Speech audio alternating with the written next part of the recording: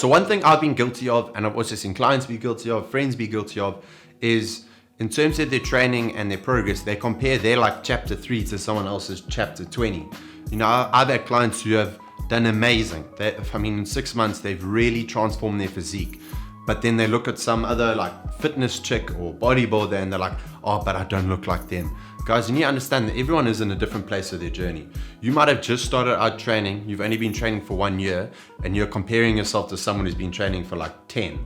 I mean, it doesn't matter how perfect you were in that year and how hard you trained, you're not going to be able to, you know, outperform someone that's been doing it for 10 years longer than you. It's just a matter that they've practiced, you know, the consistency of this more. And I mean, if you have 10 years of experience over 1 year of experience in any field of life, that 10 years is probably going to trump that 1 year. Another thing I see in the way people compare is that I've seen female clients, you know, they were just starting out comparing themselves to some fitness girls in SA. You know, they see these fitness girls in South Africa and they say, you know, I want to look like them. But you need to understand that the transformation you see on the surface, especially in the fitness industry with people that compete, is only one side of the story.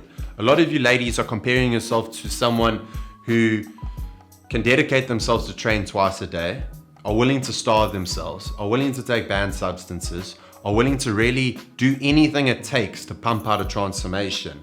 Now you're a girl who's got a career, full-time job, maybe kids, maybe a relationship, maybe and you are trying to live up to a transformation of where you only see one picture of what that person looks like.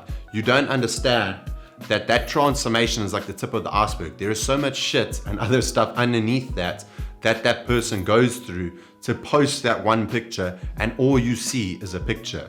I mean, I've come across people in the industry who look amazing on the surface, but I mean, it's like speaking to a plank. You know, they've dedicated their life to only looking good, and there's nothing much else to them.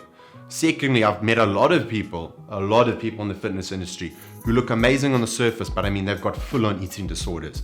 They are so unhappy, they are so tired, they are so run down, but they don't put that on social media, guys. You need to understand that fitness people in the industry will never put the truth of what they're going through on social media. All they want to do is post a picture of their abs, their ass, their tits, and get likes. And you know, we feed it through giving them those likes, and unfortunately those people are going to keep performing, you know, these, I would say, negative behaviors to keep up that image. So you need to understand, especially ladies, a lot of you girls are everyday girls who are trying to have a life, and you're comparing yourself to someone who's gone to the extremes to get a transformation. So I mean, if you can sacrifice everything currently in your life and you feel it's worth sacrificing everything to look like that fitness person, I mean, that's your choice. But for me, you girls need to start just understanding that there's more to life than being shredded and lean. By all means, push yourself, get a fantastic transformation, but just understand there's a huge difference between being an everyday girl and getting a great transformation and being a fitness chick and sacrificing everything just to look shredded. I mean, I can speak about this because I'm a perfect example, guys. When I was ultra shredded, I had no social life, I had an eating disorder. I mean, if you had to write it down on paper, it was an eating disorder. I was obsessive. I was training twice a day. I was sacrificing everything just to be in peak physical condition. Not necessarily feeling good because I felt like absolute shit, but looking good. And also the huge problem I found is the better you look, the worse you feel. 100% when you're looking like that when you're a competitor.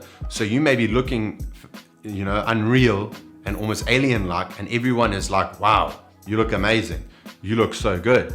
Now, the problem with that is you feel like shit, you've got an eating disorder, and then people are validating the way you look. People are congratulating you on the way you look. So it becomes such a confusing cycle where you almost want to leave what you're doing, but at the same time, people are congratulating you, respecting you, you know, giving you a pat on the back for the way you look. So you keep up this negative cycle of eating, of exercising like a dog, you know, and. But, you know, I eventually came to terms of what was happening, and I didn't get out of it straight away. I mean, there was like 6 months to a year of recovering after what I went through in competing. And now I can speak about it openly because I look back and I can self-reflect on myself and analyze myself and talk about my experience within that industry. And a lot of people don't get out of that life, unfortunately. A lot of people are stuck in it. It's the only thing they know. It's the only thing that they feel gives them any happiness. And yeah, I mean, fuck, some of you are aiming for physiques that you have no idea what's happening underneath the hood. There is huge psychological, emotional issues, and a lot of you are aiming for that. And some of you will go for it hard and you will get there, and then you will realize that that wasn't what you wanted. And then it takes, I promise you guys, it takes months, years to recover from something like that, where you push your body to such an extreme.